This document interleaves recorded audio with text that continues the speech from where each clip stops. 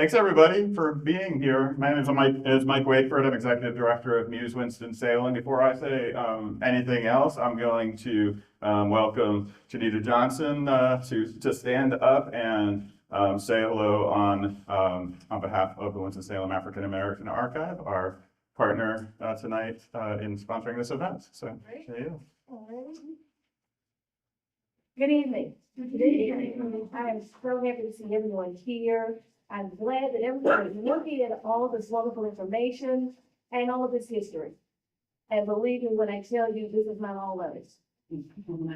I'm Janita Johnson, and I'm with the African American Archives in Winston-Salem. I'm Vice President of the organization. And we inherited a lot of this information from Mr. Q. And it is vast. It is vast. And it's the history of African American history here in Winston-Salem. So we are glad once again to see you here. Please enjoy and listen to the history that you're going to hear tonight. Thank you so much, Mike. And I'm told there's cake out there. So after all this is over with, we get to have something sweet. Again, for those who just came in, if you're in an uncomfortable seat, there are plenty of good comfortable seats up here, so feel free to make your way up here. Again, my name is Mike Wakeford, and I'll try to remember to change slides at the appropriate time. I'm Executive Director of Muse Winston-Salem. You are at Muse Winston-Salem right now, but I also want you to know that you are in the before version of Muse Winston-Salem. As many of you know, this was until just a few years ago, federal bankruptcy court building. We moved in just before the pandemic hit. Wow, bankruptcy got more enthusiasm than I expected. We are finishing a capital campaign right now. Ask me how can I be involved later if you like, and I'll give you my business card. This is a building that's owned by the city and rented to us, but we are raising money privately to do a beautiful renovation of the building, both inside and outside, and come about a year and a half from now, we will reopen to the public as a full museum. This room will become a beautiful core gallery that will tell the history of Winston-Salem in an inclusive and holistic and complicated way that it deserves to be told. We'll have another beautiful gallery where we'll have a constant rotation of new shows. We'll have a beautiful multi-purpose space where we can do programs like this. And I should just add, for those of you who don't know, something incredibly exciting is going to be happening in the front yard of the museum, but an amazing project in its own right, the development under the being spearheaded by the Creative Corridors Coalition, and the Paul and Oliver family is here to turn that space into the Peter Oliver Pavilion Gallery, and commemorating the fact that this land on which we are sitting and convening tonight was in the first decade of the 1800s the home of a man named Peter Oliver and his family. And Peter Oliver was born into slavery, was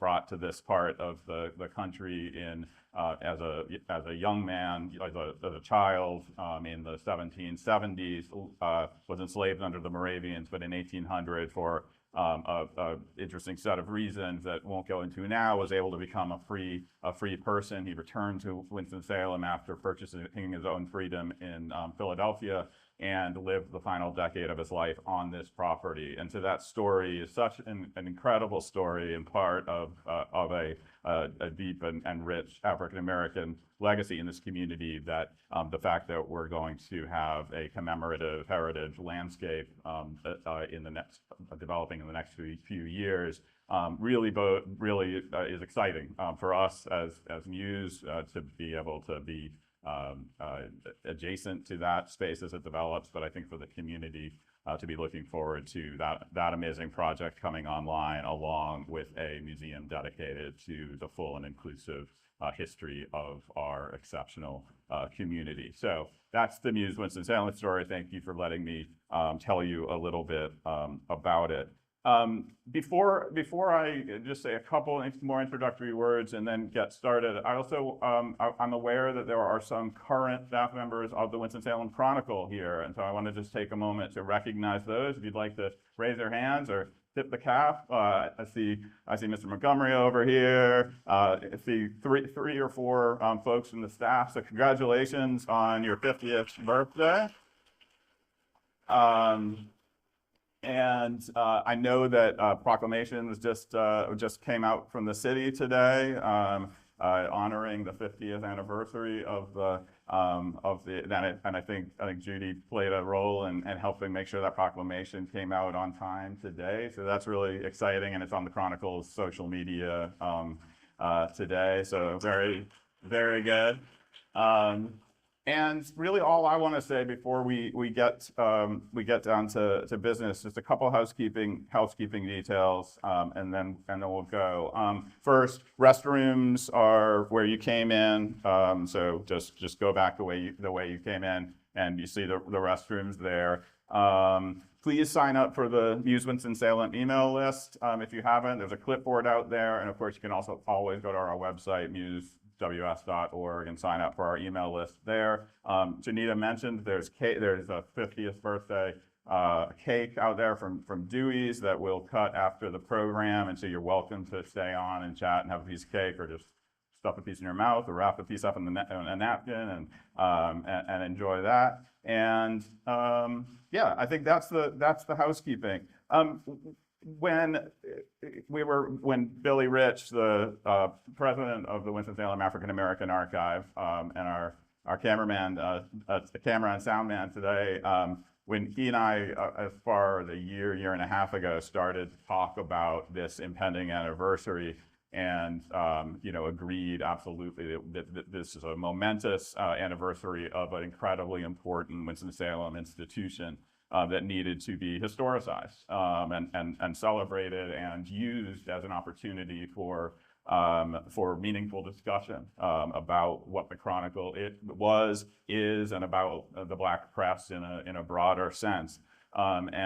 Billy, old friends with Ernie, and so Ernie became part of the conversation, and we're so happy that tonight that conversation has led to this great convening. I just want to say on behalf of Muse Winston-Salem, why would we? It should be obvious why we would be interested in sort of exploiting this anniversary to do a program about the Chronicle. The Chronicle is a big and important piece of Winston-Salem history, right? We are dedicated at Muse to telling the history of this city in a more inclusive and accurate way than it's ever been told, right? The Chronicle is a huge piece of that, of the 20th century story. But the other thing I would say right off the bat is, it's not just that the Chronicle is history, it's also that the Chronicle is one of the most important sources of historical information, right? And so the Chronicle helps us do what we do and what we want to do. I turn to the Chronicle and the online digital archive constantly. I know others of you do as well. And if that all of a sudden got you excited, you're like, there's an online digital archive? How expensive is it? Guess what? It's totally free. And if you go over to panel 1, 2, 3, 4, 5, 6, 7 and grab that QR code, you will have immediate access to the digital NC, word searchable, every word, every issue, every week, every year of the Winston-Salem Chronicle at your fingertips. Okay, so it's an amazing resource, and it helps. Without the Chronicle, as I said on our little TV spot the other day, without the Chronicle, we wouldn't be able to even aspire to telling the story of this city in as inclusive a way as we try to every day, and aim to as this museum matures and becomes a more better known and busier institution. So I want to just first say thank you to the Chronicle, to everybody who's involved with the Chronicle now, and everybody who's been involved at the Chronicle over the years. And of course, that begins and ends with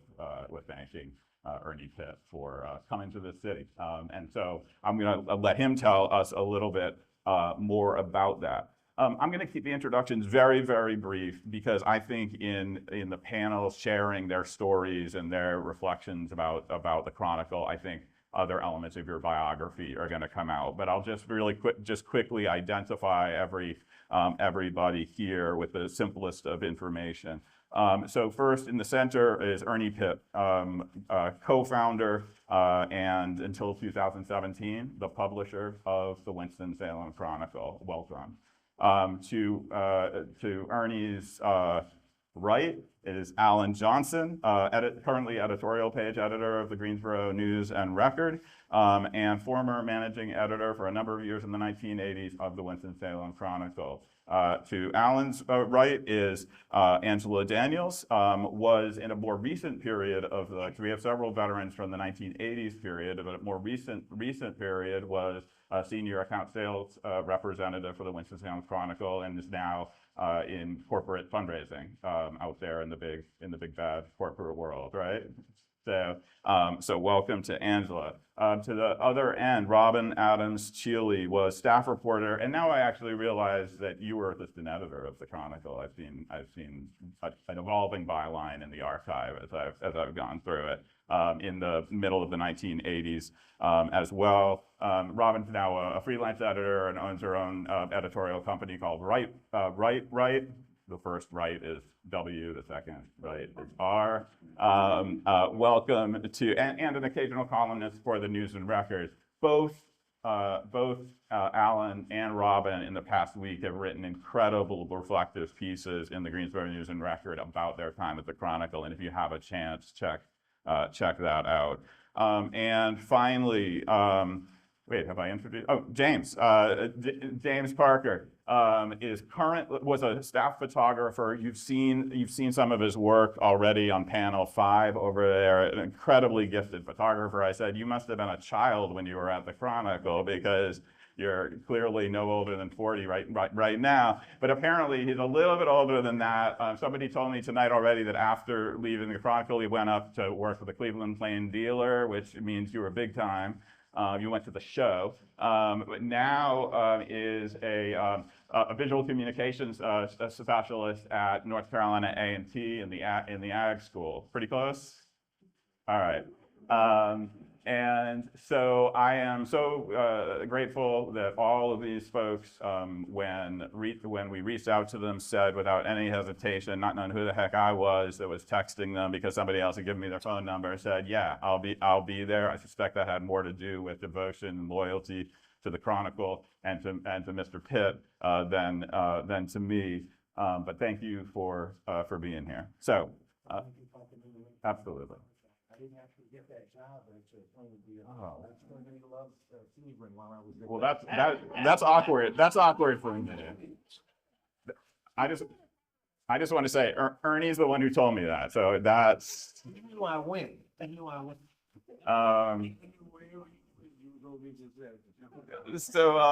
So let's start, and let's start with this question. In the spirit of newspapers, I want to ask the same question of all of you, and have you respond to it. We'll just go right down the line. Here's the question. Imagine each of you has been tasked with writing the story of your time with the Winston-Salem Chronicle. I want you to give me the lead. LEDE for that story. What's the one sentence lead for that story? Can we start with you? Connecting the dots. And do people need to hold microphones? There we go. Connecting the dots. Connecting the dot. Dot. All right. Alan Johnson. Alan Johnson left the Winston-Salem Chronicle in May of 1987, but the Chronicle never left him. Ooh. Well, we'll come to Ernie last. All right, let's skip over and go to James. I would say that in the 1980s, photojournalist James Parker fell in love with a vibrant and socially conscious community while working for the Black press publication, the Winston-Salem Chronicle.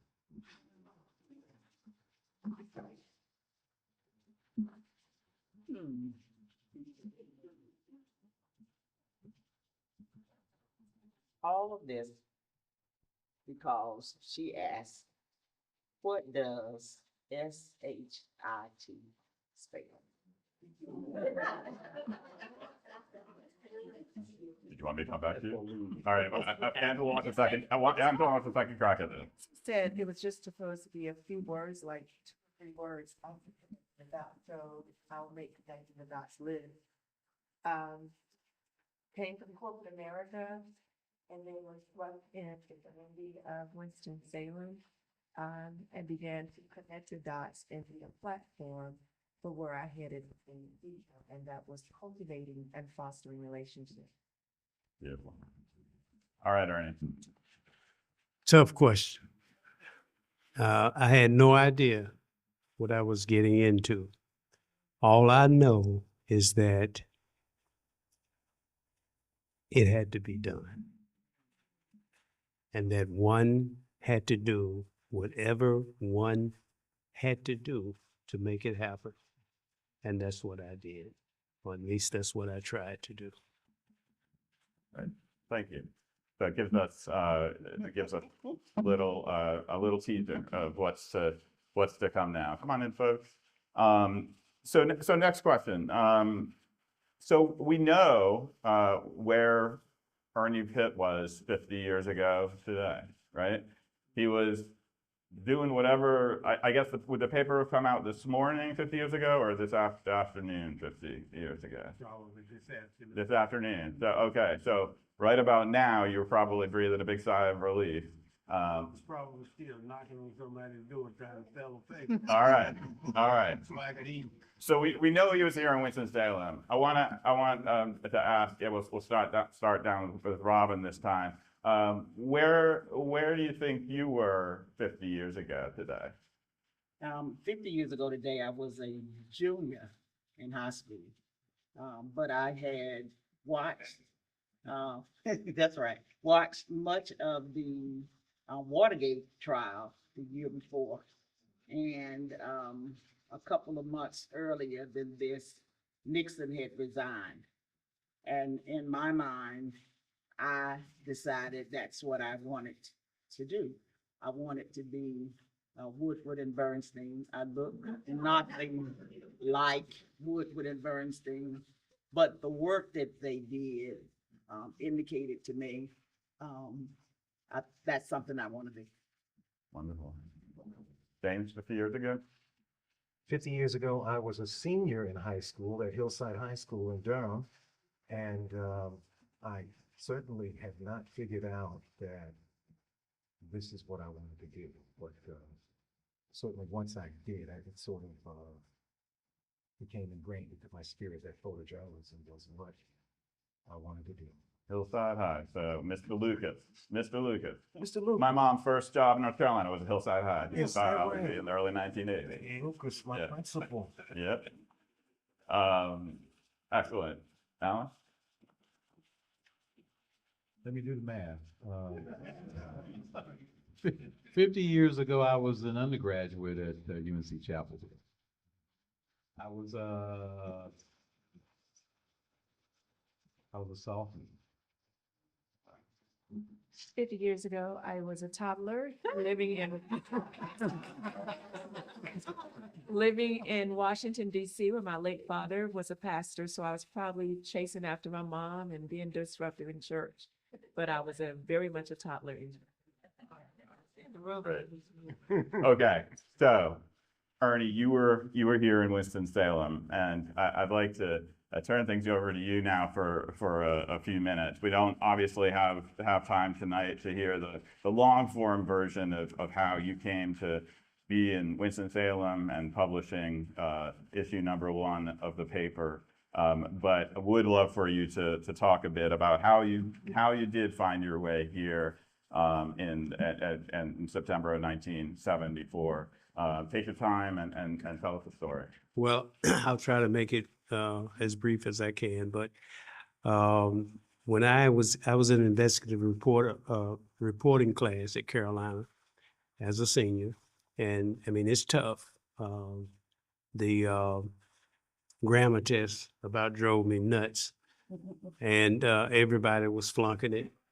and you couldn't graduate unless you passed it.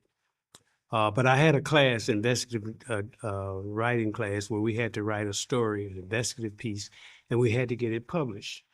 And the piece that I wrote, or worked on, and I wrote it, was why so many Black law school students at North Carolina Central flunked the exam. Very, very few of them passed the exam on the first go-around, as opposed to Carolina and other top schools. The Black students at Central, they had to take the test 4 or 5 times. Eventually, they passed it. So I did some research, and what I found out was I did an investigation on how the exam itself was constructed. And, it's from the old legal guild back in the day in London and England. And the test was culturally, I found that it was culturally biased, that there are certain things, certain innuendos related to the test, because it was a guild, that most people didn't know. And it was difficult for students at Central to grasp that, because they didn't have the volume, the law school volume. Like, for instance, in Central's law school, there may have been 50,000 volumes of legal documents and books and whatever, as opposed to Carolina and Duke. They had hundreds of thousands. They had, tons and tons. So those things were not accessible to them. And I found out that the originators of the bar exam were all a part of a guild. And back in England in the day, you had to be of a certain status, a certain cultural status, a certain educational status, and they had loopholes that would keep the average person out. And so I did a story, and but I had to get it published, and I took it to the paper in Durham. What was it? Carolina Times. Carolina. No, that wasn't the Times. It was in Durham. Yeah. No, Carolina Times. Louis Carolina Times. Yeah, Mr. Austin's paper. You did? You on my bad side. So, yeah, the Carolina Times. I get kind of shaky when I hear that name. So I took the story there because I thought that they would be most interested. But what I found out, and I'm trying to make a long story short, what I found out is that the dean of Central Law School, Dean DeJarman's wife, was the secretary of that paper. And she didn't like what I had written. And so she canned it. I can't find it. I gave it to him, didn't get it back. And I had to get this thing published or I wasn't going to graduate. So finally, I went to the daily paper. What's the daily paper in there? I went to the Herald Sun. They loved it. But what they did, they told me that they couldn't publish it, but it was interesting, and they did a national story. They found that to be the case of Black students law students having to take the exam multiple times before they passed it. They found that it was a national trend.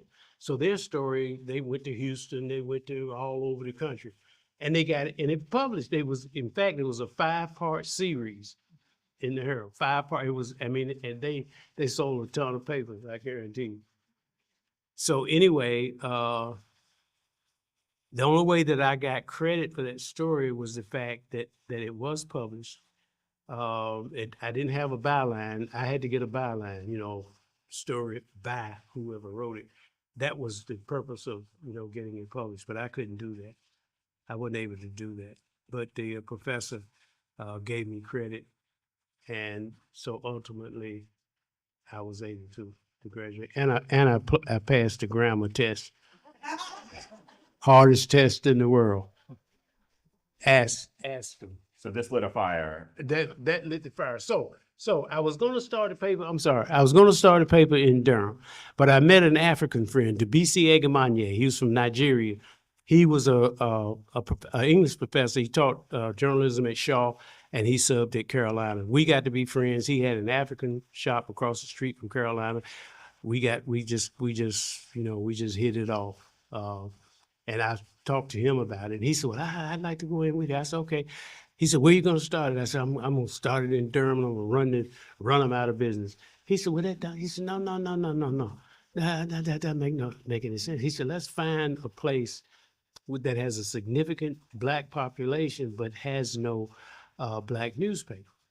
But I was brash and mad and angry. I said, no, I'll go to Greensboro and run the Peacemaker out of business. So he said, calm down, man. He said, just look at all of the big cities in North Carolina, find one that doesn't have a black paper. And I did that. And Winston-Salem was the main one of any size and substance. So I came to Winston and I looked around, I drove around, and, talked to some people. I talked to Ms. Newell. Ms. Newell, it was a great encourager. And she still living. Yeah, one of She- 104. She should take credit because she encouraged me. A great woman, a great lady. And she said, no, come to Winston. Come to Winston. She said, I'll work with you. I'll help you. And she did. So I met all of the key people. I'm sure everybody who's been in Winston more than 6 months would know these people if I called them. So that's how I came to Winston. I came to Winston without a dime. I had no money. I had no investors. I did everything piecemeal. I worked somewhere. I wasn't a thief, but I worked somewhere. I was able to get a place, find an apartment, what have you, but I worked 24/7. And what was interesting is when we first started publishing, I had to sell the newspaper myself. Wrote most of the stories, edited them. I learned paste up. I learned layout and design. I could trim a column in half a second and put it between the lines. And I mean, it was a remarkable story. But and Mr. Russell, who himself owned the paper, they say that a lot of people think that the Chronicle was the first black newspaper in Winston-Salem, but it wasn't. It was Mr. Carl Russell. He had a paper called The Voice. People's spokesman. The people's spokesman. Yeah. We have a front page of one right next to the newspaper box. Okay. For anybody who's interested. It's the only because I've never seen I've never seen an actual issue. If I anybody knows haven't where we either. can get actual issues. I don't know. Well, I've made a copy of the front page and gave it to his son, Carl, because they didn't have a copy. Yeah. But anyway, he encouraged me, and I could go on and on and on. Yeah. But this has been a great city for me. It has been a great place for African Americans. I mean, we all have our its and notes, and Look at this quote from you, Ernie, I pulled from an article. Everyone was talking about Winston-Salem and how it had 40,000 black people and no black newspaper. I didn't know anything about Winston, and I didn't really think I could pull it off. Well, you pulled it off. Yeah. And so can you continue and just say a bit about, because we're about to turn and probably talk quite a bit about the 1980s. But can you fill in a little bit about the early years? What were the early lessons learned? What are the experiences that that stick with you from the very early years of the Chronicle? Well, I learned that I had to learn how to sell. I knew advertising was the key to everything, and so what I did, I took a salesman's course, newspaper sales in Wheaton, Illinois. And so I went up there for, I think it was about 10 days. And the one thing that I walked away from there with, and I try every time I see a black salesman someplace, I try to shove this down their throat. People have a tendency to not to want to hear the word no. You asking somebody for something, hearing the word no is frightening. And you have to overcome that. That's one of the things you have to overcome. And what I learned in that class, they told me that your job as a salesman doesn't start until you hear the word no 6 times. 6 times. And Mr. Flo, Big Flo, who would own Flo Motors, told me one day, he said, he kept telling me, come back, come back, come back. And I went back one day and I was so despondent and so down and so that he said, look, man, I'll buy an ad from you. And I just kept talking. I kept talking. And he said, look, I told you I was going to buy an ad from you. Now get the hell out of here. So they taught me well. It was hard. It was hard. I cried a many a tear, but I learned it and I know it. And, you know, they helped me overcome the fear. People, I think, probably people are more than likely, they don't ask because the thought of rejection, the thought of being turned down, the thought is so frightening. They become so fearful, you know, they just beat around the bush and they never ask. So Mr. Flo taught me that. I mean, this has been a great city for me, and I feel blessed, and I'm overwhelmed and overcome because I think this city did more for me, I'm sure, than I did for it.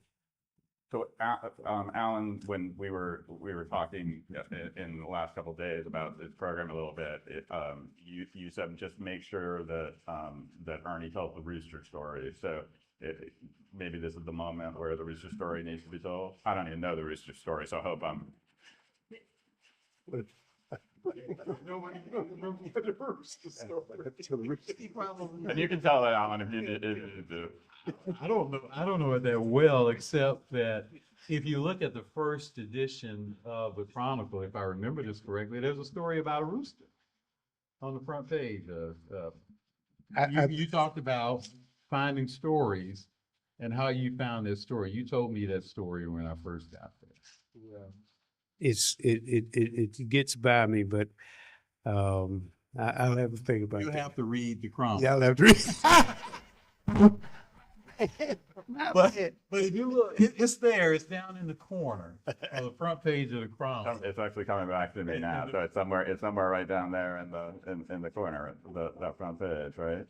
Yeah, it's right there on the left, Yeah. bottom. Yeah. I can get the Please, headline. if I remember. Yeah. Okay. Rooster's crow could lead to prosecution. We're still fighting those battles in the city about live animals. So let's hear from some others. So Robin and James and Alan, as I've gotten to know a lot more about the Chronicle than I ever have, thinking about this program, I kind of quickly came to understand that y'all were working, you were colleagues in the 1980s for a number of years. You overlapped. And the 1980s strike me for a lot of reasons as a really important period in the Chronicle's history, a period of growth. You got a Macintosh computer. What else did you need, right? You really arrived. We got the original right over there, and got a press, got a new home, and all of that is featured in the exhibit. But could the three of you just tag team a little bit about just to talk about what being at the Chronicle was like in those days, and I'm particularly interested in hearing your thoughts about how did you think about the work you were doing? What did it mean to you at that time? What did you understand yourself to be engaged in there? You're working newspaper folks, but was there something even bigger than that you were engaged in? Just the three of you just take that as you will and go your own direction.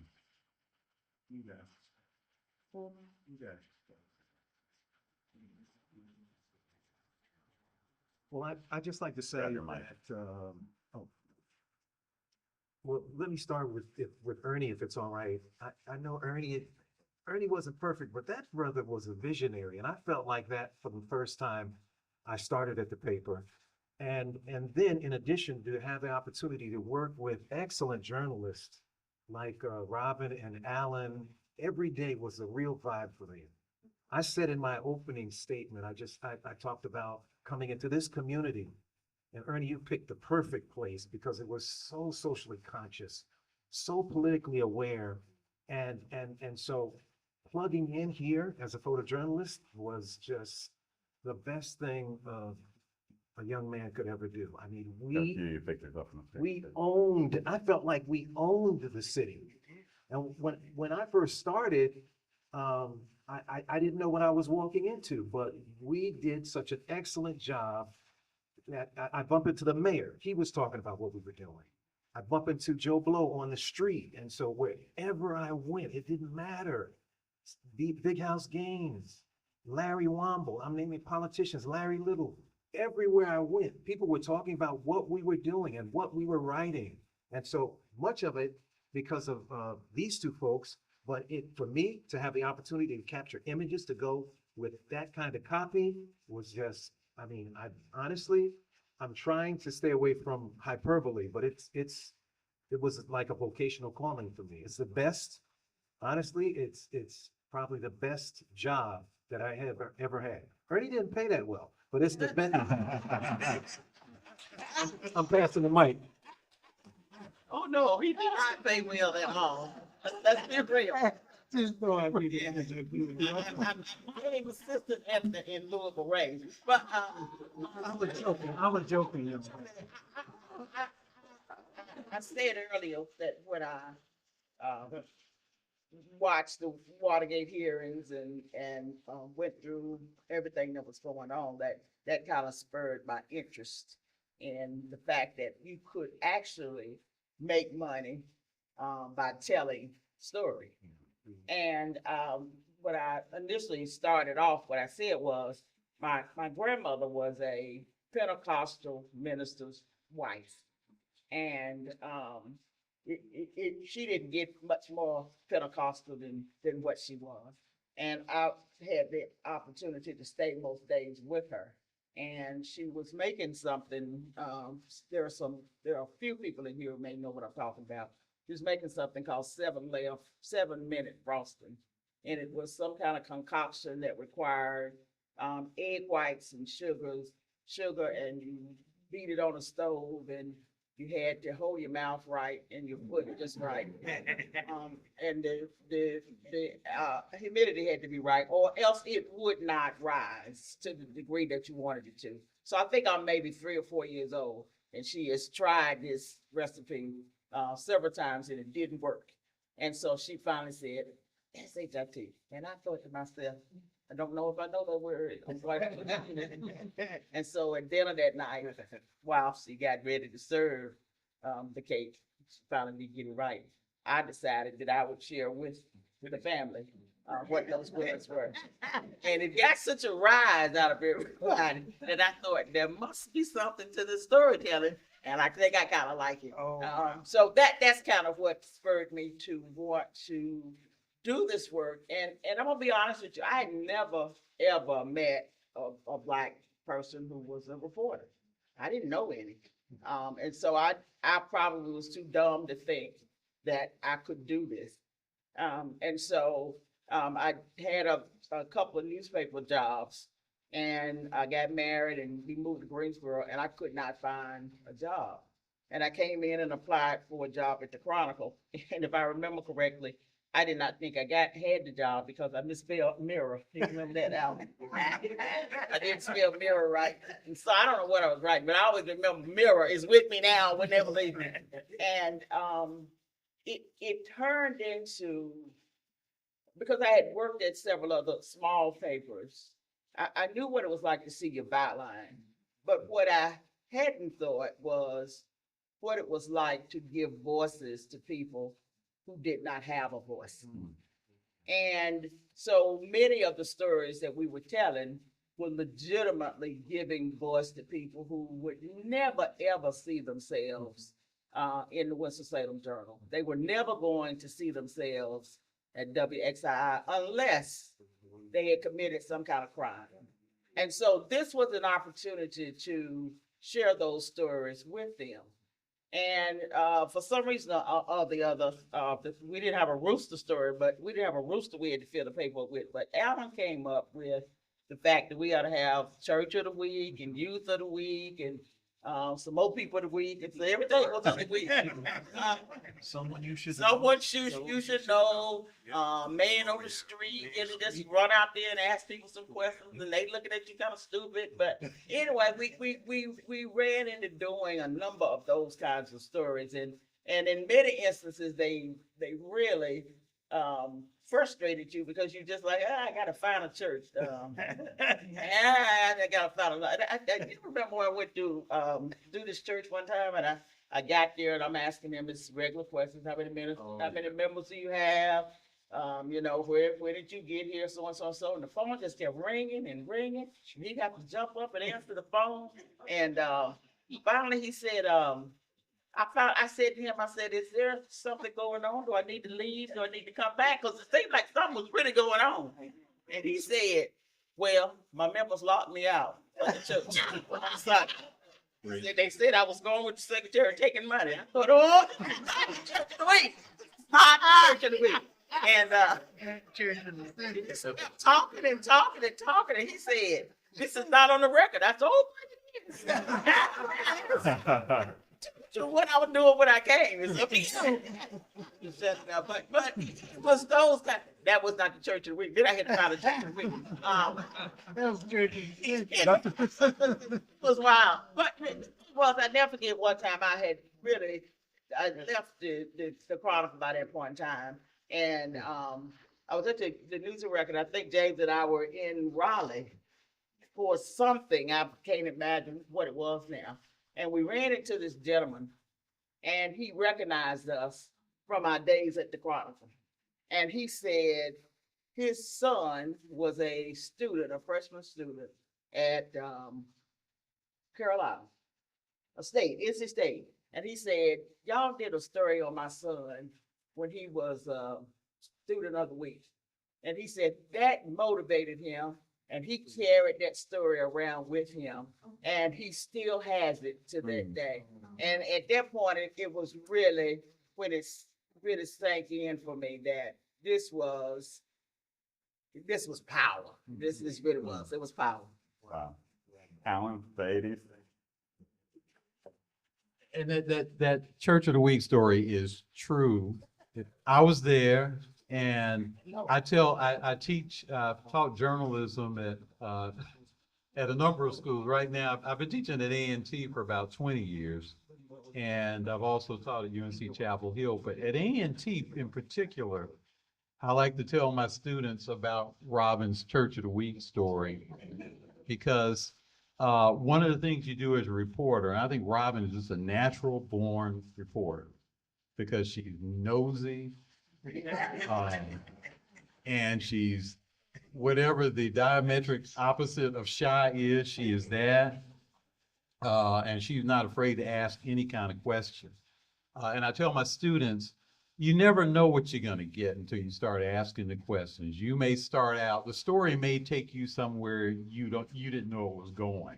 And so always keep your eyes open and your ears perked. Because you may get a much better story than you bargained for. And we broke that story. Then Channel 12 came along and picked it up. And then the Journal, I think, was last. Now, in interest of full disclosure, I also work for the Winston-Salem Journal. I'm the editorial page editor of the Journal as well.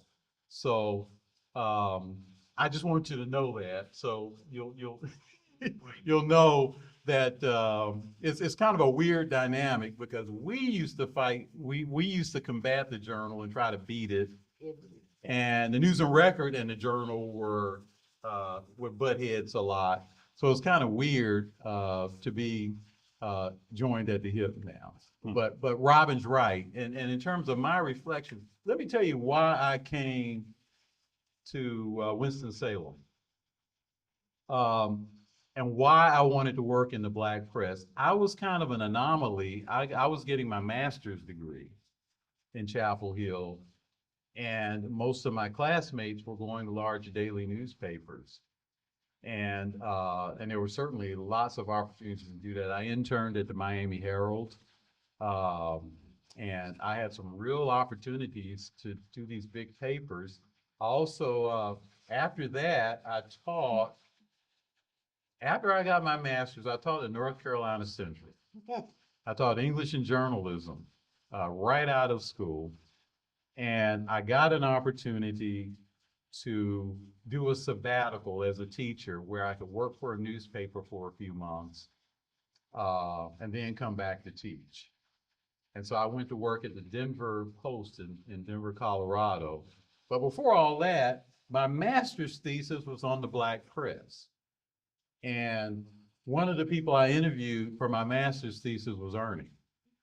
I interviewed a lot of Black publishers and editors throughout the country, and I was particularly impressed by Ernie. I never knew Ernie at Chapel Hill, but I saw his name in the Daily Tar Heel. He was night editor of the Daily Tar Heel. That's the only way I knew that he went to Carolina, because I saw that name in the Tar Heel. But I was really impressed. I was following what the Chronicle was, what it looked like when it began, how it grew.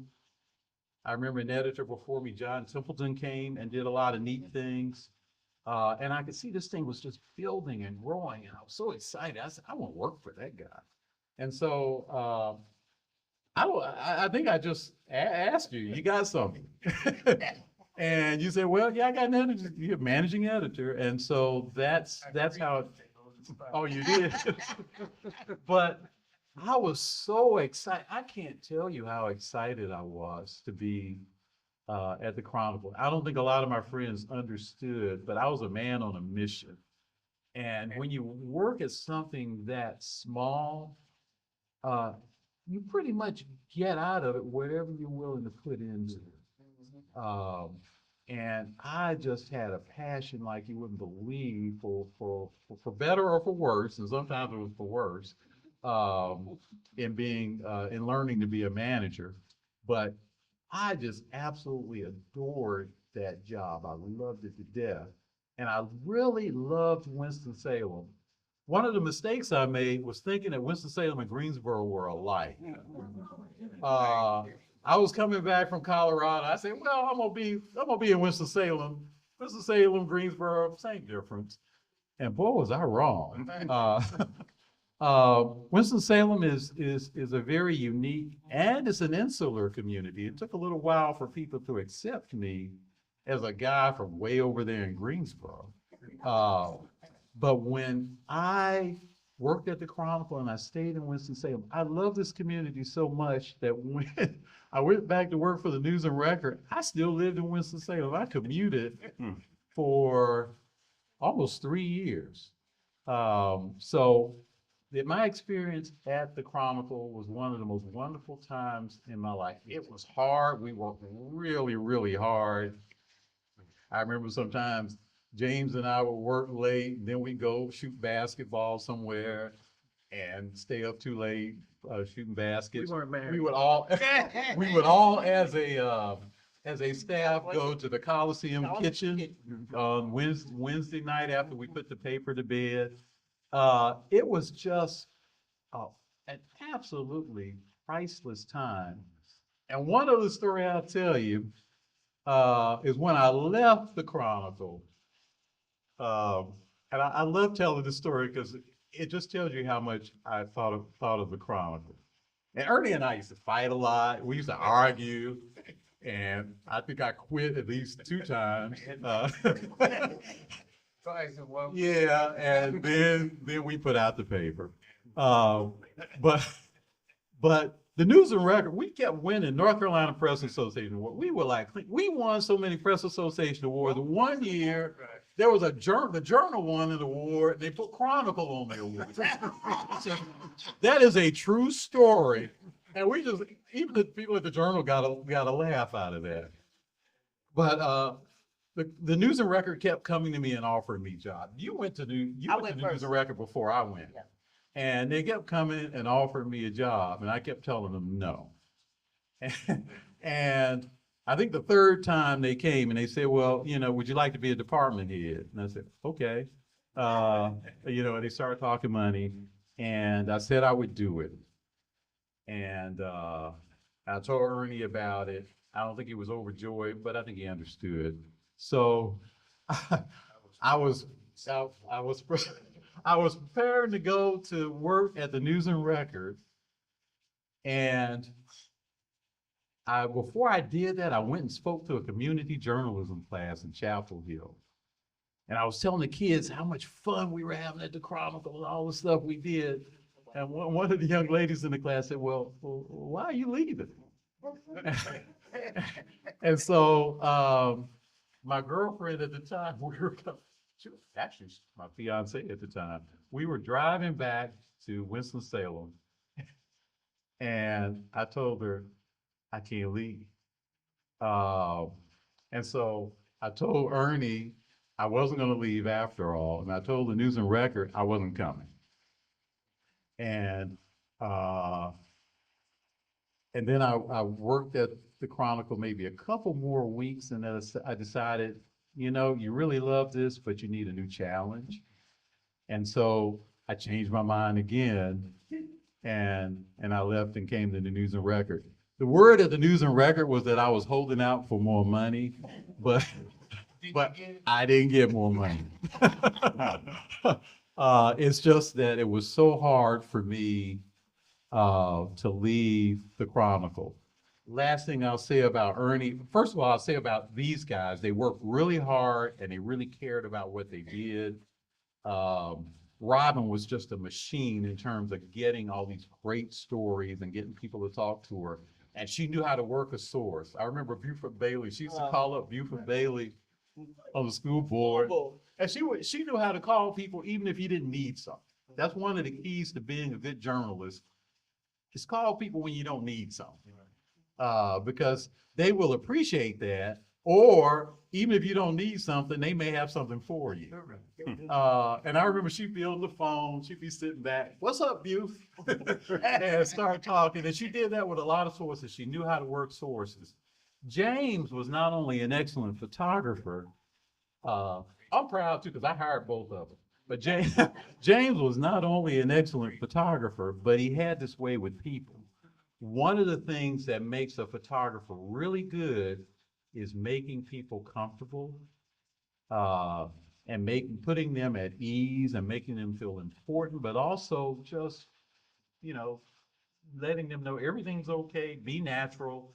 And James had this way with people, and he still has this way with people that makes them comfortable, and it makes them, that's how his photos turn out so well, is that people gravitate toward him, and they put their defenses, they drop their defenses, and they feel comfortable being who they are. So he's kind of babbling on, but I'll tell you, it was just a magnificent time. I wouldn't trade it for anything.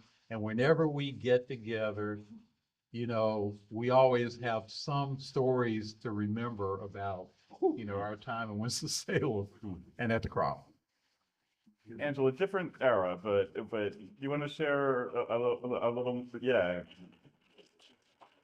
Add to this a little bit, reflections on life at the Chronicle. First, I was remiss if I didn't say that it's definitely a delight and an honor to be among such wonderful pioneers as these wonderful people here. She was a toddler. I was a toddler, but it's great to be among them. So I met Ernie at the National Black Theater Festival, and I was in a different capacity, but still very much working in the community and being very much involved in meeting people. And I was having a conversation that he was in the midst of, where I was cultivating and fostering relationships.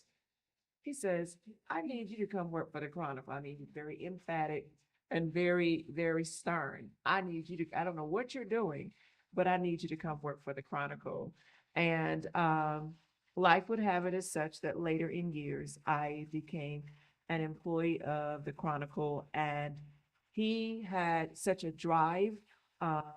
He saw things in people that people didn't realize what they, you know, who they were or what their path was. And for me, you know, and a lot of people would say to me, you know, you should be somebody's salesperson. And I was always the one to say, no, I don't want to, I'm not going to ask nobody for anything. And so I heard in prior discussions that he taught me to not be afraid to ask anybody for anything. And I learned that and I mastered it. And the only thing that you should be concerned with is whether people say yes, no, or none of your business. And so I learned, the art of asking. And so that's what made me become the senior account sales rep that I was, and later on was the platform that catapulted me into my future of being a director of donor relations and community engagement, a major gifts officer, and then a sales coordinator and sales rep for many other organizations. Time with me in the Chronicle in my era was we were the youngsters that came on board. There was a few others of us that were there, and we developed a sense of camaraderie. Um, we, I was a sales rep. There were other young writers that were there as well, and we were able to have those stories with the people of my era and my age, and made it such a successful paper in bringing that new school meet old school, if you will, in the paper. Additionally, in my era, that's where the senior paper came out, Senior Living for our seniors, and I had yes, and I had ads flying off the shelf. I was able to make relationships with the city, and I wish he was here tonight, but a good friend, Tim Grant, he used to say he was a city employee. He used to say he used to hate seeing me come because I was like Ernie would say, you asked them. If it meant asking him 6 times, you asked him, and I would harass Tim Grant, but he became one of our regulars in the paper. I didn't have to call anymore. And he became one of our regulars amongst so many others. And the paper for only seniors was this very successful paper. I was able to go into health institutions and other related articles and things that the ads always supported the articles that was written in the paper.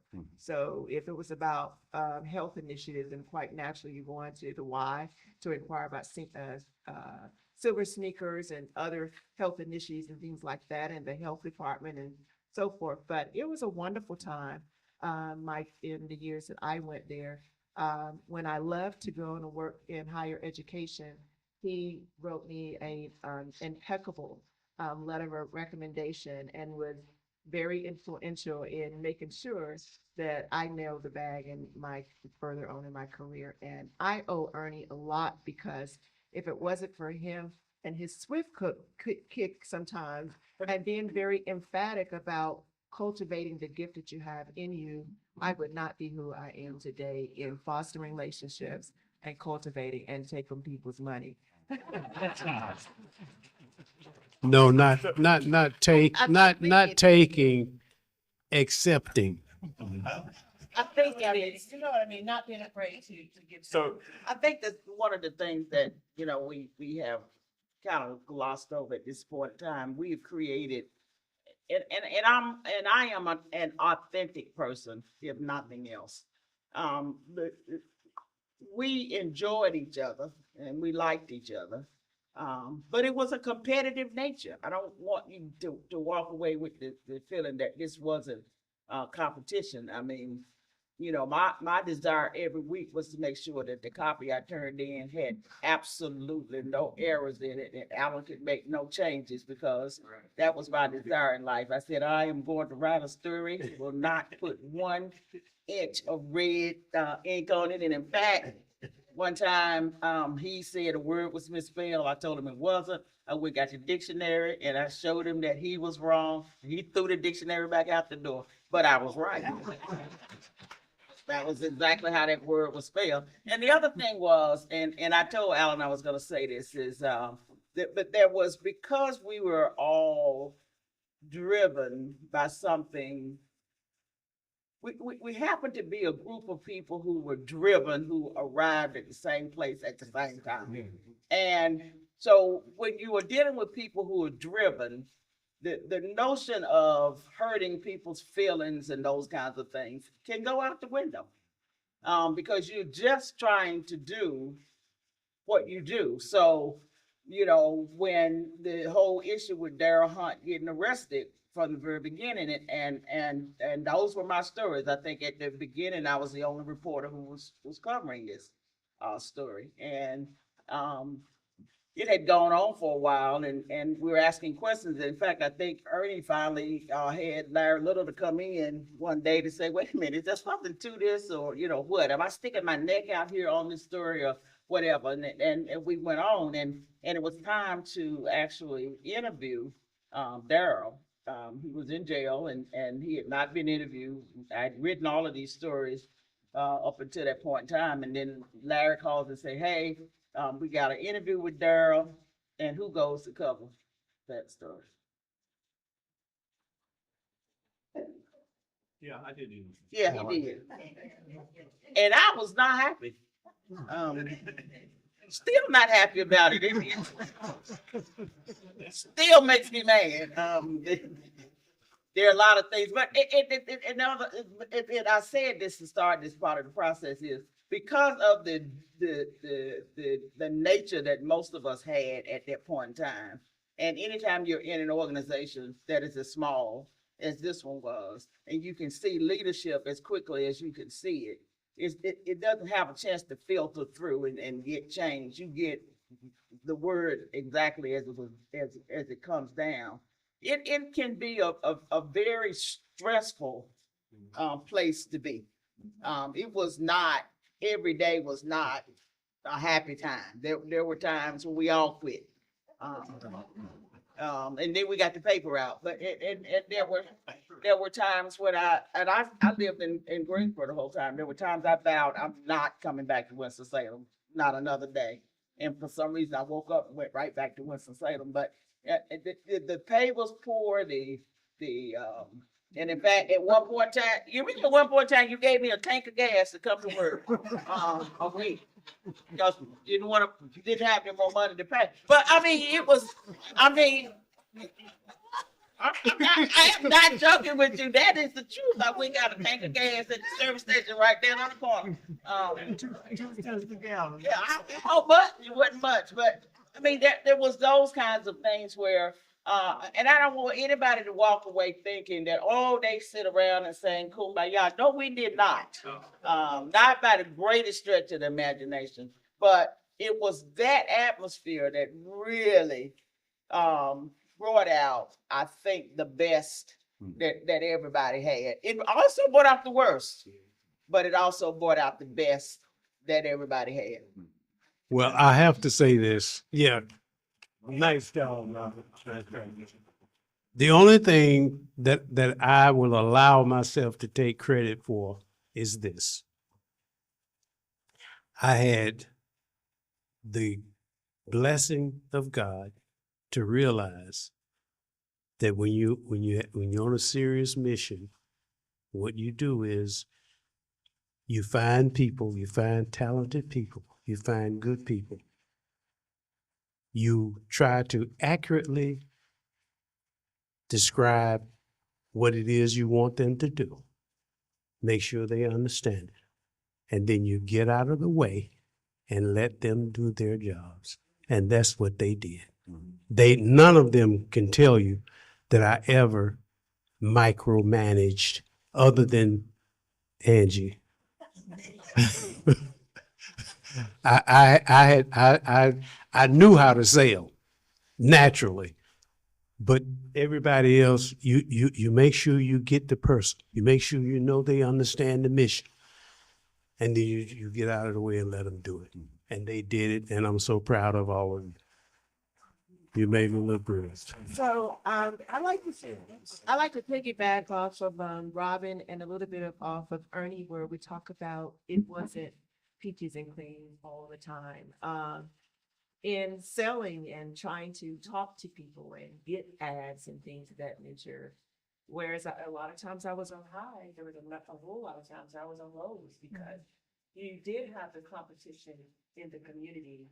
And then you did have those people, because you gotta get these stories for you gotta get these ads in there. But then you have those people who say, well, I want to be on a payment plan, or I would like to put this in, but I'm good for, the money, later on. And so sometimes that could be a little stressful when you're trying to push a pay people, or you talk about salaries and things like that. And salaries are based upon our community and how they pay for their ads, those people that purchase those papers and things like that. So there was those times where it could be a little sad, you know, because you didn't get free check yet for a particular nice center ad or insert. And Ernie would always say, it's okay, we'll get it. Run the paper. And that's how people were able to get their paper, you know, every week, you know. We would have deadlines and you have people calling to ask that Fridays. Judy probably knows what I'm talking about. And Ernie would say, it's okay. Make room for that ad, you know. So those were some of the lows, you know, but it was a successful paper for yes, we're here 50 years, you know, and that is something to be celebrated. I want to tell the audience first, in a moment, I want to open things up to questions and discussion, and we might even be able to open up the discussion to the panelists and audience about, you know, which we talked a little bit about yesterday, and about that this is an opportunity. An anniversary like this is certainly an opportunity to look back, but also perhaps just as important, an opportunity to talk a little more about the changing media and journalism landscape and where we are and where we're going. But before we do that, I do want to, I brought up the slide of Daryl Hunt, and I think that picture is one of James's pictures. The Daryl Hunt case, I trust almost everybody in the room knows the basic contours of it, and if not, I'll let the panelists sort of to flesh it out a little bit. But the Daryl Hunt case obviously is one of the most important and defining stories, not just of the number of years in the 1980s when you were at the Chronicle, but really of this city's last half century or almost. It continues to be a case, a touchstone for self-reflect, our own community's sort of self-reflection. Most recently, Phoebe Zerwick's really wonderful kind of book as she revisited the story after Daryl's passing a handful of years ago. So I'd be remiss if we didn't take this opportunity to hear from any of the panelists that would like to talk a little more about the Hunt case and the coverage of it, and what it meant to you, and how you thought about it, and your thoughts about it. One of the things I'll say at the outset is that, and I want to be honest about this, and I won't speak for anybody else that was on the staff at this time, but initially, I didn't have questions. I bought into the general narrative that we were hearing. We didn't know much about Daryl Hunt. He was someone who had been in trouble with the law. He was 19 years old, and he was arrested and ultimately convicted for killing a copy editor at the Sentinel, the afternoon paper in Winston-Salem, who she was stabbed multiple times in the chest and raped and sodomized. It was a horrible crime. And I initially didn't have any skepticism about it. But as the case wound on and as the facts started to accumulate, some things just didn't add up. And we would talk among ourselves in the newsroom at the Chronicle and say, well, wait a minute. What about this? Or what about the eyewitnesses' accounts that are all over the place? One person saying he looked like Michael Jackson. And a Michael Jackson kind of hairstyle. And Ernie and I were talking about the composite that was made from the eyewitness. It looked like us. And I was thinking, what's my alibi? But we talked about that. It was incredible how all over the map this case was. The other thing that was at play there is a Journal and Sentinel had lost one of their own, and they lost perspective. I do believe they lost perspective. I'll talk to Phoebe about this. I I taught a class at UNC this past spring semester, and I used Phoebe's book as my textbook. It was a class about covering undercovered and underserved communities. And her book is a case study about Winston-Salem. It's not just about Darrell Hunt, but it's about Winston-Salem and all the racial and class issues in Winston-Salem. There were people in the Black community that didn't want to have anything to do with Darrell Hunt, and that thought that he was a murderer and a rapist. So that's kind of how we started, and credit where it's due. Robin did 99% of the coverage of that. And she's right. The other 1% that I did, she probably, she should have had that interview. So I'll for the record, I'll say that. But the Chronicle kept asking questions and kept pointing out contradictions, and we kept dealing with Tisdale. Yeah. Donald Tisdale was the DA. Tisdale wouldn't talk to us. I don't know if y'all remember this, but we had a little routine where I created a log, and I had every reporter on the staff to call Tisdale every day. Every day. Tell me and log the time and log what they told you, whether they said he was on the phone or in a meeting or whatever, and we kept that. I think we eventually got an interview with him, but we kept pestering the man, and finally got an interview with him. But that's all I'll say about the Darrell Hunt case. Robin was there in the courtroom day to day covering the case, and I'm sure you have some more to say about Well, that. the other thing about the Hunt case was, this was the first time that North Carolina allowed cameras in the courtroom, and Billy was there, so he knows as well. They would only let one camera person in, and everybody had to share the footage from whoever was shooting that day. And they were shooting on a rotating basis.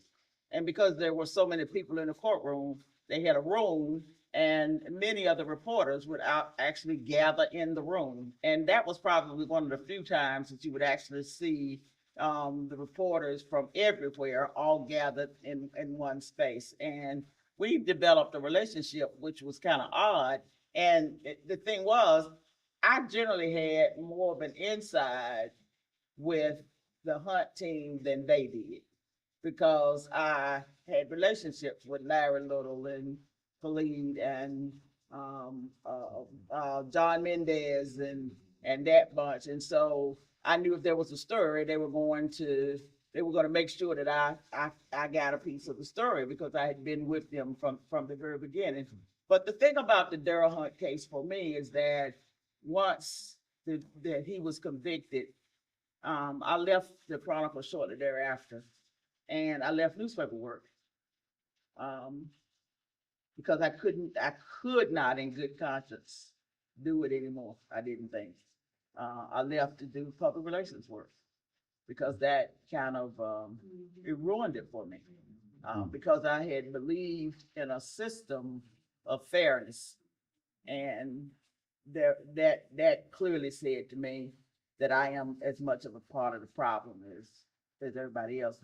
And a lot of what Phoebe has done is really, in my opinion, been a little bit insulting, because when they could have asked questions and they were in a position where they could have asked questions, they chose not to do so. And I think that young man lost a large part of his years because they would not do their jobs. And it was just so very frustrating that that's what that came down to. But all of that to say, I think that now many of us are in danger of exactly what happened with the Journal and how it didn't cover this story. Because newspapers are, and I won't even ask the question how many people have a subscription to a newspaper in here, because people don't subscribe to the paper anymore. And newspapers have just been pushed off to the side, and we're not going to have the records of what a community functioned and did and thought, because so many of them just simply don't exist in the format that they are recorders of what is going on. I have nothing against what the Chronicle is now, but that's not a full picture of what a newspaper ought to be. Newspaper's job is to make sure that you inflict and tell exactly what needs to be told, not just that tickles your ear. No more than you want a minister to tell you that you're the greatest thing since sliced bread on a regular basis. Sometimes he gonna tell you you're wrong and you're insane. That's what a newspaper should do. And I think it's just not the black press that is going to be so sorely missed. I think all of us are going to resent the fact that we let what happened to newspapers happen, but it's going to be worse in the black community because there will be no voices that collectively tell the truth without having already decided what particular viewpoint they want to take. So, I'd like it at this time, and I will definitely circle back to the panel before we close for last words. But would love to open things up to the audience. If there's anybody who would like to make a comment or ask a question, and should I take a mic, Alana, to a question after? Take this one. Okay. Great. I see Misha back here. So I wanted to comment based off of what Ms. Adams just said. One of my mentors is Nigel Austin, and he used to have a column Yes, he did. in the Sunday paper of the Journal. And I'm along the age of social media. And so I used to be very open, or continue to be very open about what I post. And he would tell me, you need to write about it, write about it. I was like, yeah, I'm not you, I don't want to do that. So he said, go to the Chronicle. And I did, and the Chronicle gave me an opportunity to share my opinions, some that were not well received. However, there was one that also made it over to for seniors only, because I talked about some generational things. One of the things that didn't make it was my truth telling about my beloved university. And it's ironic that one of my friends is also a part of that. But there were some things that weren't going right. And there were a lot of people who thought the same, yet when I voiced it, it didn't get published. And while I understood the politics behind it, it also gave me the push to use my own voice on my own platform. And so I then created a blog that has since turned into a vlog that has since put me in a position to be the voice of community that I need to be, that I feel I need to be. So I appreciate the Chronicle for what it gave me as a young person born and bred in Winston-Salem, graduate of Winston-Salem State, to see what you mentioned being holistically the picture for Black community. I also appreciate the Chronicle for not publishing, because it got me to where I need to be to this day. But I also speak to the point of what I shared, while it may not have tickled the ears, as you put it, it was something that needed to be said, because as it stands today, my beloved university continues to suffer. And those are some things that could have been corrected had we as a community stood to say, this is not right. We understand the state is taking this in a different direction other than what the alums and what the university is built on. And I think that the Chronicle is the place for that voice, because Daryl Hunt is what has pushed me as a student of Winston-Salem County Schools to learn what actually happened, because they did not tell us. They didn't tell us the truth. So I appreciate you all for the history of this.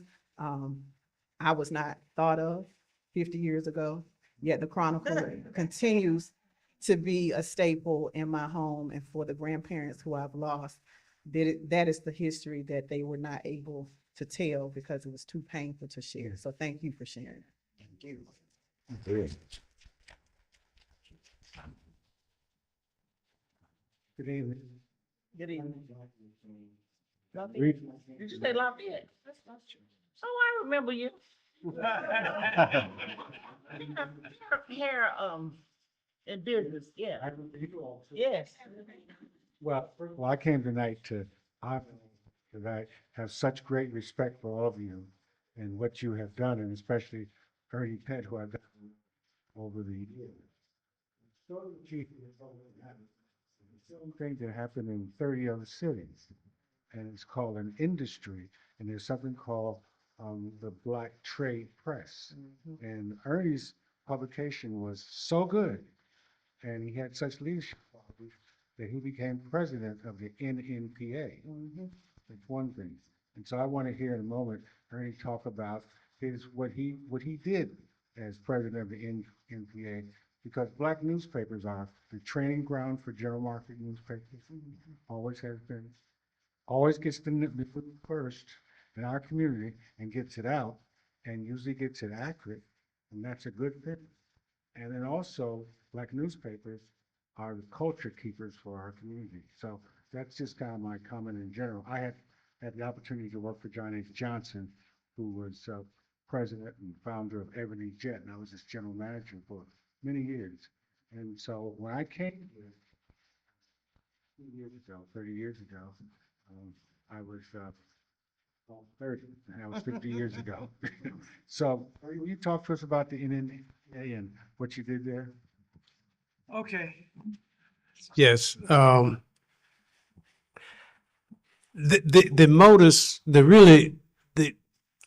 My motivation for getting in the newspaper was that I guess I was naive. I believed what I read in the history books. And when Samuel Cornage and John Rushworm started Freedom's Journal, their modus operandi, their motivation was, we wish to plead our own cause. Too long has others spoken for us. We want to speak for ourselves. And that was a driving force for me. And my journey through NNPA, I met some of the greatest publishers known to man. And one of them was Mr. John Sinstack of the Chicago Defender. He and his newspaper, he and his brother and his newspapers, they started the Great Migration. I hope some of you have heard of the Great Migration that brought Black people who lived in the South, in Arkansas, Mississippi, Alabama, told them to come north and get those jobs where they could earn a decent living. And he distributed, he's a great man. I feel so privileged to have sat with him and had regular conversation. He used the Pullman porters who were, janitors and waiters on the trains to sell the paper, which was my motivation for circulation. Circulation is hard. It is hard. But he accomplished it. He overcame that. And that was what lit the flame within me, that no matter what obstacle you are confronted with, that you have the will and the power to overcome it. And he used those Pullman porters, the Black guys that, waited on white people in the trains. He would drop 20 papers off in Norfolk, 20 papers in DC. Wherever the train went, those Pullman porters got off and they left papers. And Lafayette, it does that right today. He doesn't use Pullman porters because they don't have them anymore. But he has, what is your circulation? Close to 1 million? 950. Okay.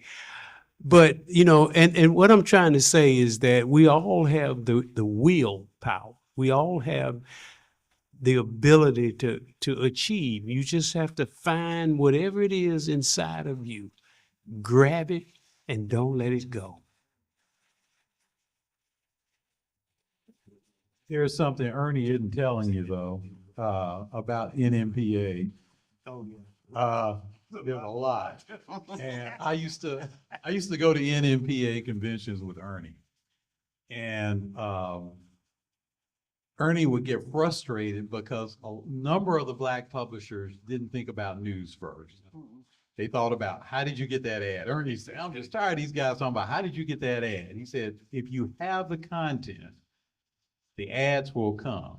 If you cover the news, the ads will come. If you care about the issues and your readers know you care about the issues, the ads will come. And I remember this particular incident. Ray Boone, do you remember that?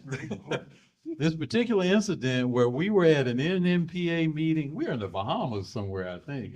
And there was a guy from Philip Morris, I think, tobacco company. Oh, there's a white guy. He's a white guy from Philip Morris.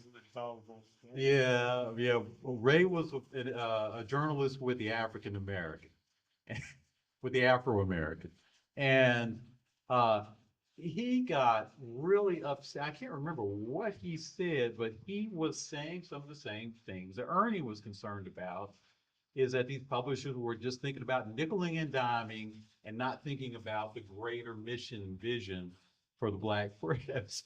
And Ray stood up and talked about it and talked about them being too beholden to these corporate advertisers and sponsors. And this white man, no offense to anybody who's white in here, but this white man, he hitches up his shorts. I remember that. He was indignant that Ray dared to say things that he considered insulting to him. And he said, I'm responsible for X number of dollars and blah, blah, blah. And Ray said, well, I don't care. And what really rankled us, and I think I'm telling this right, is after that had happened, the Black publishers jumped on Ray. We're like, what? They got on him for daring to insult this man from Philip Morris, and not realizing that this man was insulting them. And so I always admire that about Ernie, that that he had these principles about what a Black newspaper should be. And the key is that first syllable is news. That comes first. And with news, if you cover the news, your integrity comes first. And again, those ads will come, and you can't worship at the altar of the advertiser.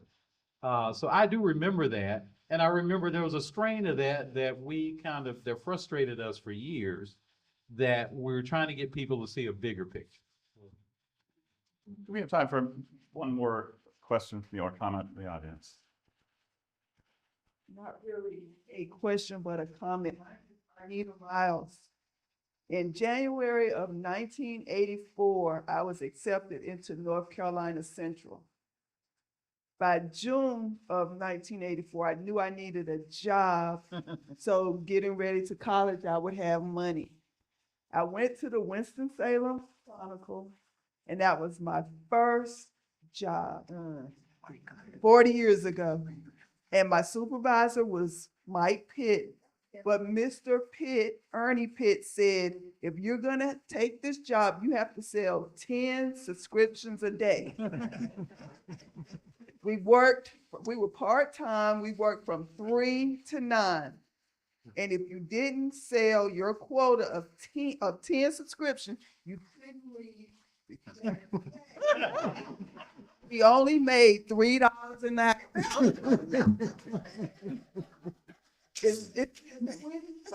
I've seen, I know Angela, but it's been 20 years since I've seen the other panelists. Okay. But something very special. In June of 1984, I lived in East Winston, and I would walk from my home to the Chronicle to be there by 3 o'clock. I was still in high school. Darryl Hunt lived around the corner from me. Mm-hmm. And occasionally, Darryl would walk me from my house to the Chronicle. Wow. Which was probably 4 blocks away. Mm. And my mother, wow, she went to Darryl and said, okay, are you okay to be walking my 18-year-old daughter 4 blocks? And he said, yes, Miss Miles, I'll take care of her. My mother went to the police department and said, Darryl did not do this. Mm. And she stood by him. She wrote letters. She did everything she could within her limited power. But she loved Darrell Hunt because he gave of himself to walk his friend to her job. So I am so thankful for what, and Mr. Pitt, Mr. Ernie Pitt said, do not accept no. We would call people on the phone. Would you like to buy the Winston-Salem Chronicle? Ask them off, engage. Would you, it's this price. You can do it. Never accept no. And now look at me. I am a trouble starter in the city of Winston-Salem. I talked to some friends yesterday about starting a new Black newspaper in this city. I did that yesterday. So I am so thankful for Mr. Pitt, the whole panelists, for everything that you instilled to me as an 18-year-old young girl. Wow. You enhanced my life, and I am so thankful for everything. And Julie, also, all former Chronicle employees, y'all need to stand up because they instilled a lot, and I'm so thankful. Thank you. All right. That's a wonderful point to start bringing the evening to a close. Before we do, you don't have to leave the building as soon as we're done. There's cake out there, and we'll cut that, and there's more snacks. And absolutely feel free to stay and linger really as long as you like until I say it's time to go.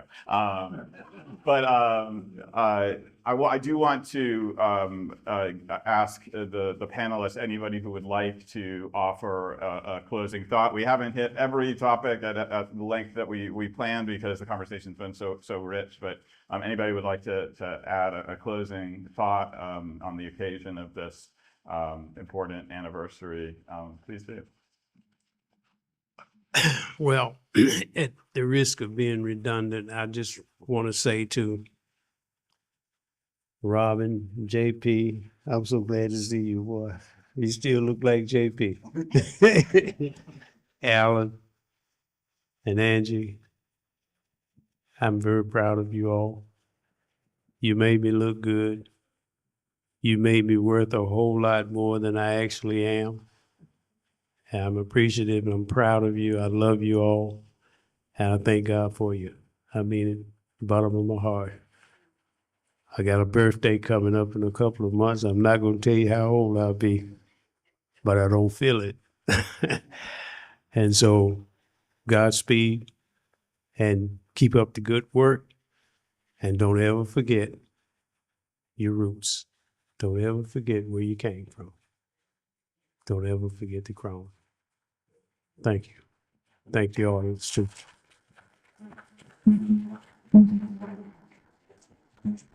Anybody else like to say anything, or we Just one last thing, buy a subscription to somebody. I don't care who it is, just get a subscription. I got some little subscriptions about 50 years ago. Did you pay for it?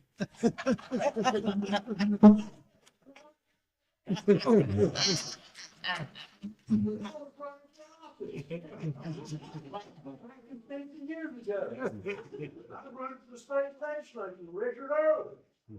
Margaret Neal. What's your name? I remember Margaret Neal. Dave the Ravens. Well, I'll be gone.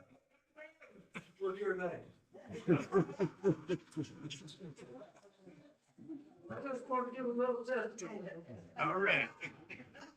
I was first here in 1974. Wayne Corcoran, who I remember Wayne. became the mayor. Mhm. He was chairman of the Democratic Party. He got a bunch of us together. There were 6 Republicans, and Lawrence Davis, and Lonesome Lawrence, or whatever, in the North Carolina House. He was running for the Senate. That next year, when I was running for the House, along with Richard Irwin and Margaret Tennell, who ran the city for Mayor Benton, didn't benefit the system. But anyway, we ran as a team. It was a countywide race. It wasn't the district. And parts of that Democratic legislative team, 2 senators, 2 representatives would, go to, part of them would go to all parts of the county And then, you know, what was fixed and run one way was fixed in one other. And after the November election. Now, we started off with Nixon as the president, and then Gerald Ford was president. And it's by the time of the general election, so Watergate had happened, and the voting. And you know, a few years later, 4.5 years later, Governor Hunt formed me to be Superior Court judge. Flashing Superior Court judge. And you know who took my place with the general silver? Anybody know? I gotta swear. What you running for now?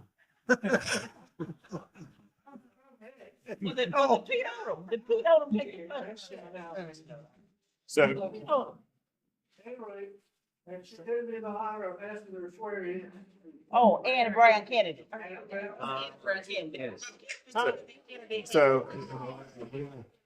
so, thank you, Judge Doremus. So we're gonna wrap. I want to say just a couple things before I say final thank you. And Robin, were you gonna say one last word? No. Okay. So if you've enjoyed this evening and you have friends who you want to see this exhibit before we disassemble it, I just want to call your attention to the screen. We've set up 2 additional viewing times, tomorrow from 12 to 4 and Monday from 11 to 2. Our door will be open, and feel free to come back or tell somebody about it and encourage them to come.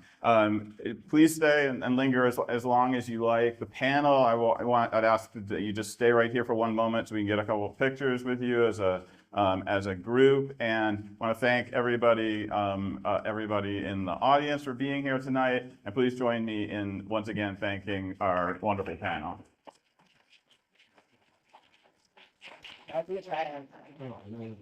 Thank you.